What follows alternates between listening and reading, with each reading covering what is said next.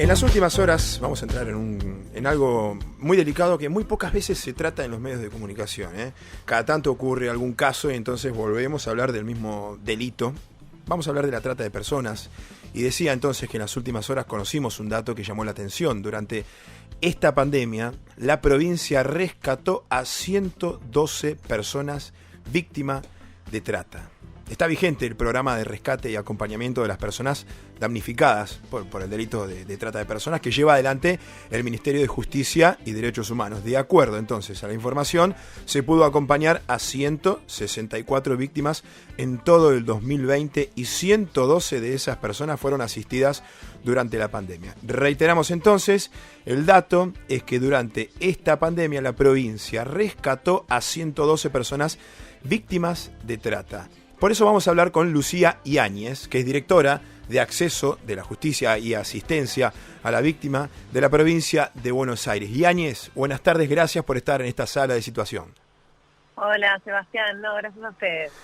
Primero, antes que nada, quería aclarar un poco, pero ya bueno, con su especialidad, por eso siempre tratamos de tocar a los que realmente saben de estos temas. ¿Qué es la trata de personas? En grandes rasgos, ¿no? ¿Hasta dónde abarca la trata de personas? Bueno, en realidad, en lo que respecta a la Oficina de Rescate y Acompañamiento de Víctimas de Trata, hablamos de trata, de explotación sexual y de explotación laboral y de explotación también laboral o sexual infantil. Bien. Es decir, no hablamos solamente de los casos que concretamente tipifican el delito de trata a nivel federal, porque una de las problemáticas que existe en relación a esta temática es que la trata de personas es un delito de competencia federal, es decir, lo investigan y lo tratan los juzgados federales. Y en cambio la explotación y los delitos conexos, se le llama más técnicamente, son de jurisdicción provincial. Uh-huh. Cuando hablamos de trata, hablamos de víctimas que están sometidas, en la mayor parte de los casos, a un esquema vinculado a la esclavitud, a la falta de libertad, a la falta de accesos a derechos en general, digamos, porque el problema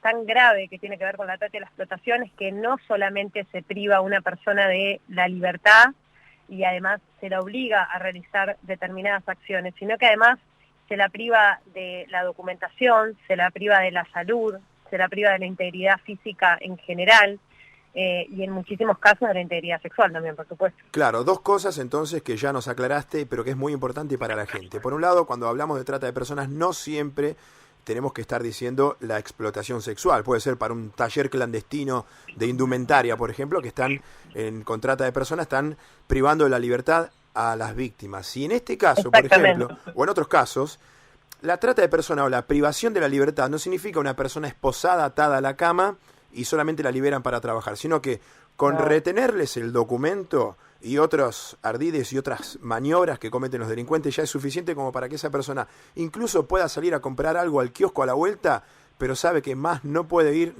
irse porque confeccionaron alrededor de esa víctima una red o una manera de mantenerla cautiva que le da una libertad para ir hasta la vereda o hacer lo que tiene que hacer, pero sabe que no le queda otra que seguir trabajando porque no tiene lo que tienen, por ejemplo, la intervención de ustedes. ¿En qué momento ustedes llegan a esa víctima? ¿Cómo es el contacto?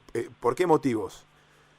Mira, esto que vos decís es totalmente cierto. Incluso muchas veces nosotros, en los procesos, digamos, de lo que tiene que ver con la prevención y con trabajar en conjunto con la sociedad civil, con la sociedad en general, para que se denuncien este tipo de delitos, cuando hablamos de las instancias por las cuales uno podría darse cuenta de que una persona podría ser víctima de trata, es que muchas veces no se autopercibe como una víctima, pero sí no tiene documento, no sabe dónde está su documento, dice tener una deuda, ¿no? Como cree deberle permanentemente a alguien en un esquema que además es tremendo, porque siempre esa deuda se incrementa, entonces esta persona nunca recupera su libertad, concretamente, pero nosotros asistimos en la mayor parte de los casos por intervención que nos da la justicia para los allanamientos.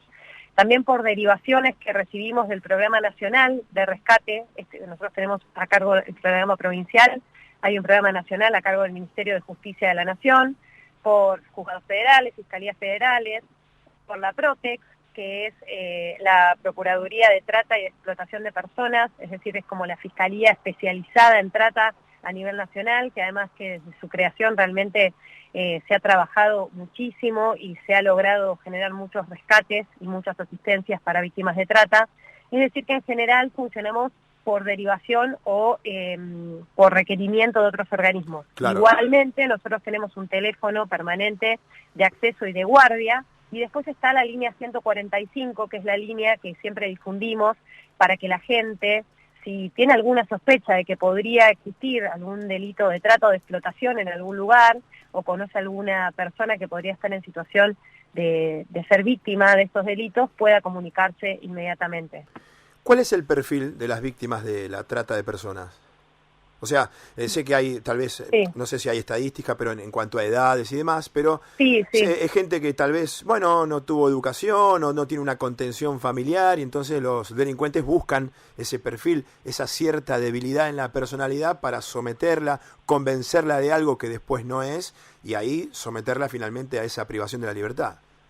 Mira, el perfil de las víctimas asistidas en el marco del 2020 indica un agravamiento absoluto de las personas jóvenes, de hombres y mujeres jóvenes. El 35,8% de las víctimas asistidas durante el 2020 son personas que tienen entre 18 a 24 años y otro 19,5% entre 25 y 29 años. O sea que ahí tenemos casi el 47% del total de las víctimas son personas de entre 18 y 29 años, es decir, es un perfil muy joven.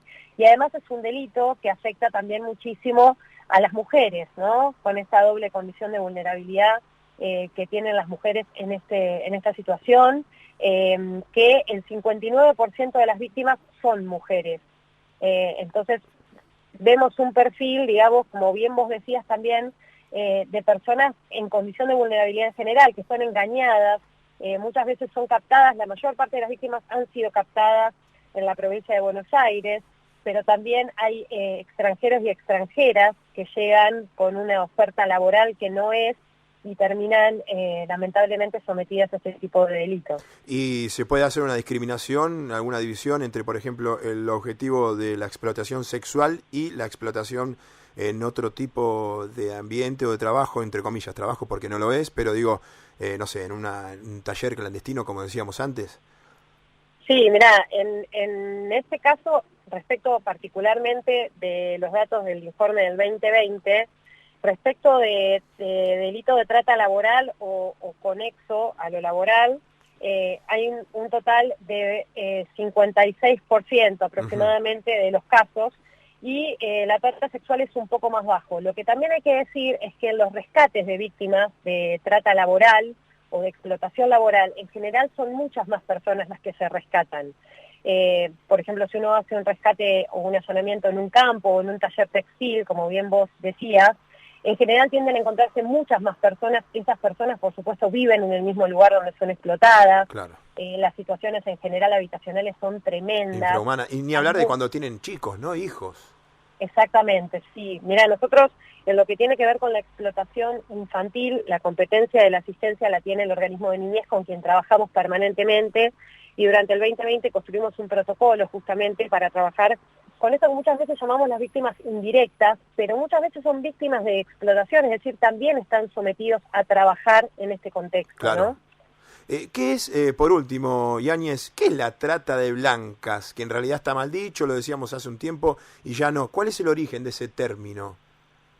Mirá, la trata de blancas en realidad es la explotación sexual de personas que en muchos casos y constantemente, digo, en la utilización tal vez mediática o en el imaginario colectivo tiene que ver solo con mujeres, y en realidad esto no es así, ¿no?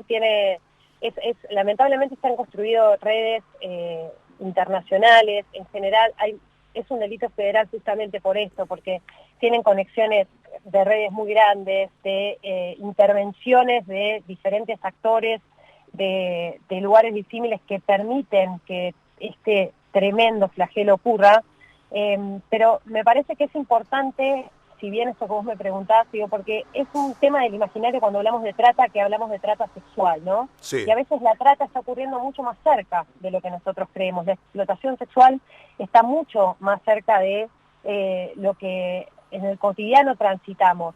Ayer hablábamos con algunas radios del interior y hablábamos de la ruralidad, ¿no? Porque ocurren muchos puestos en el interior que pasa que hay personas en condiciones infrahumanas o personas que están viviendo una situación muy mala y sin embargo pareciera uno naturaliza o a veces no sabe cómo accionar.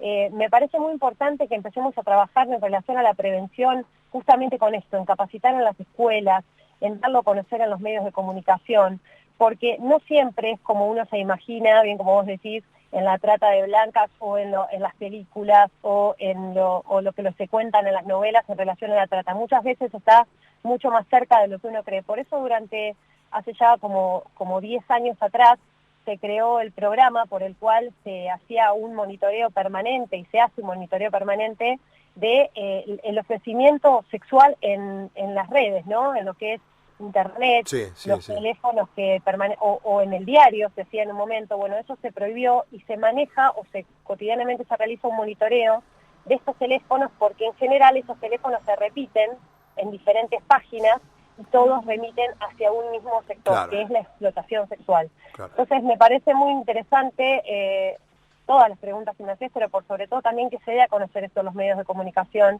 porque evitar la trata y evitar la captación, por sobre todo, además de generar el rescate, porque cuando uno rescata y asiste, es que esa víctima ya es víctima de trata. Entonces, la verdad que toda la política reparatoria que hay que poner por parte del Estado y de toda la sociedad para poder reparar el daño que una víctima de trata o de explotación ha sufrido es muy importante, pero además es muy seria la situación. Con lo cual me parece tremendamente valorable que hoy por hoy en los medios se traten estos temas y por sobre todo se trabaje la prevención para que la gente denuncie si ve esta situación y para evitar todo tipo de captación de este delito tan tremendo. Lucía, muchísimas gracias por aclararnos tantos. Vamos a tener pendiente otra nota, seguramente te vamos a molestar en un tiempo porque es un tema muy, muy serio, delicado y amplio para seguir hablando. Gracias por estar en Sala de Situación. Te agradezco muchísimo, gracias por la nota y les vamos a estar compartiendo los teléfonos por si los quieren publicar para que la gente, si tiene alguna duda, pueda consultar. ¿Cómo no? Y además pueda denunciar. Muchas gracias. Gracias, Yáñez, gracias. Lucía Yáñez, entonces, directora de Acceso de la Justicia y Asistencia a la Víctima de la Provincia de Buenos Aires. Tema de la Provincia de Buenos Aires.